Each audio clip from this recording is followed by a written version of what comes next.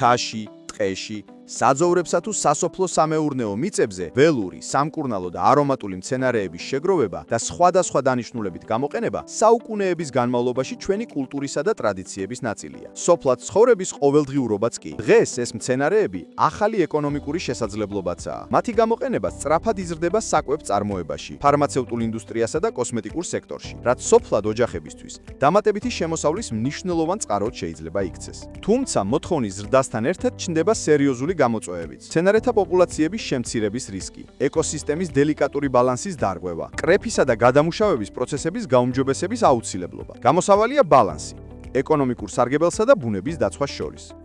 ველური მცენარეების შეგროვება უნდა მოხდეს გონივრულად, რათა რესურსი მომავალშიც დარჩეს ყველასთვის ხელმისაწვდომი. ძირითადი წესებია: კრეფა ისე, რომ ბუნებრივ რეგენერაციას ხელი არ შეეშალოს. მინიმალური ზემოქმედება ეკოსისტემაზე. განსაკუთრებული ყურადღება იშვიათი და მგრძნობიარე სახეობებისადმი. სწორად გაშრობა და შენახვა ხარისხიანი პროდუქტისთვის. ჩვენი სპეც AI რუბრიკით გაგაცნობთ საქართველოში გავრცელებულ სასარგებლო ველურ მცენარეებს და გაგიზიარებთ მათი კრეფა გაშრობის ტექნოლოგიურ საიდუმლოებებს.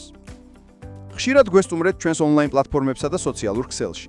თვალი ადევნეთ ჩვენს ეთერსაც, გადაცემა აგროს სიახლეებს. ერთად ვიზრუნოთ ბუნებაზე და გავზარდოთ სოფლად შექმნილი ღირებულება.